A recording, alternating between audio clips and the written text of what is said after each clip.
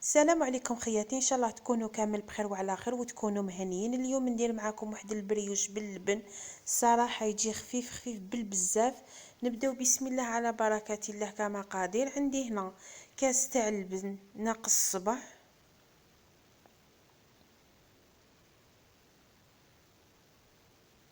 نضيف لهم 2 ملاعق كبار تاع السكر،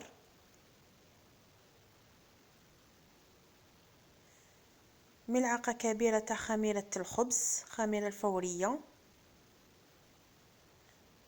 نضيف حبه تاع البيض،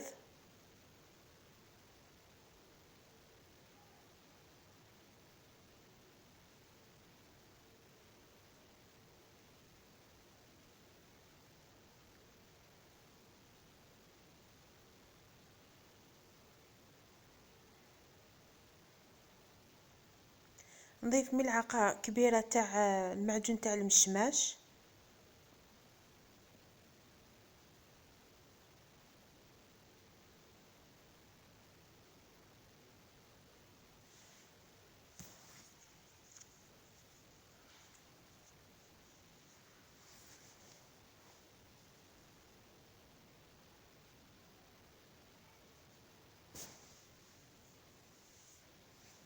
نضيف 2 ملاعق كبار تاع الزيت،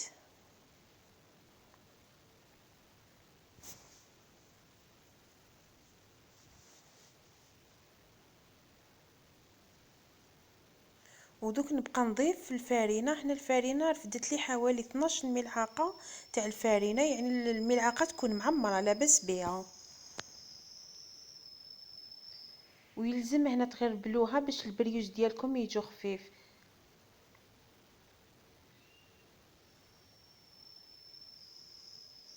الصراحه كي تجي ديروا هذا البريوش ان شاء الله وتجربوه ينجح لكم، تحسبوا كاك ماشي بريوش، يعني يجي خفيف بالبزاف.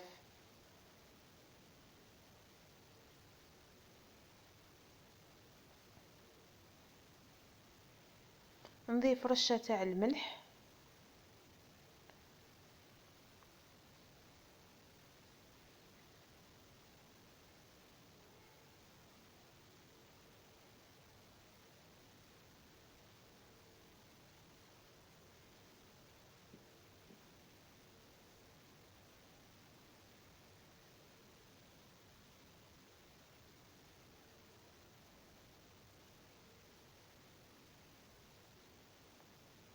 نضيف نصف الكيس تاع الخميره الكيميائيه،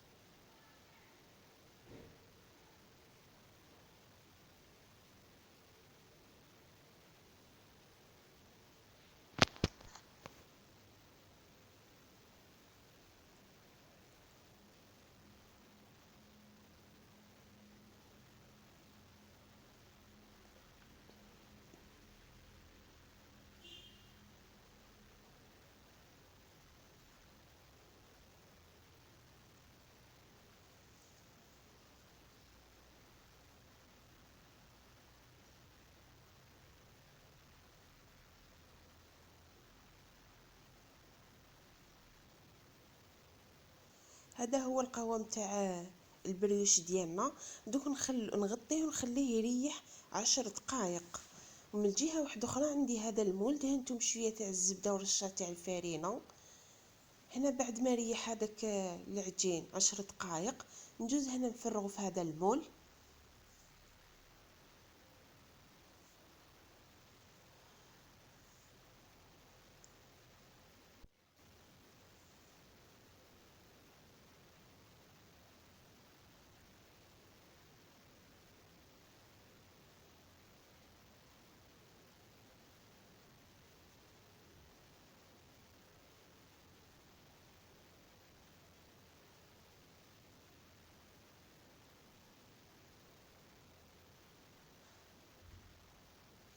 هنا بعد ما فرغت هذيك العجينه نجيب مغرف ندهنها بشويه تاع الزيت ونبقى نسقم هذاك العجين باش يجينا كامل متساوي في المول.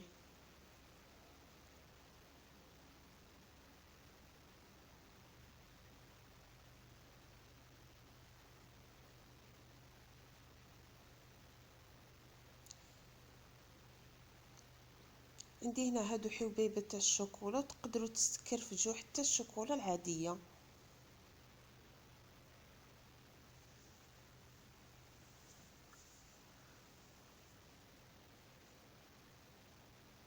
هنا بعد ما كملتهم كامل نجوز نغطيه خليه يخمر على الاقل واحد الساعه ولا ساعه ونص. هنا بعد ما خمر لي نجوز نطيبه. الفرن كنت سخنته من قبل من التحت ومن الفوق. هذا هو خياتي بعد ما طاب لي، شوفوا كيفاش يجي خفيف. عندي هنا المعجون تاع المشماش نجي ندهنو من الفوق.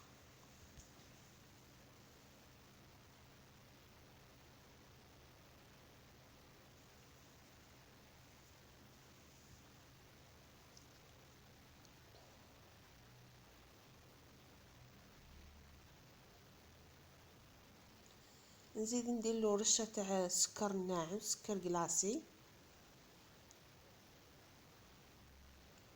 بعد ما يبرد كامل نجوز نقطعو.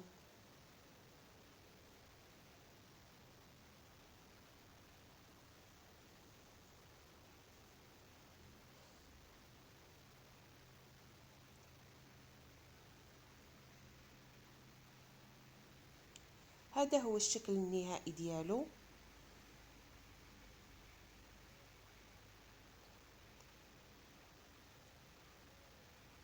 يعني الصراحه خياتي يجي خفيف من الداخل، تحسبوه كاك ماشي بريوش.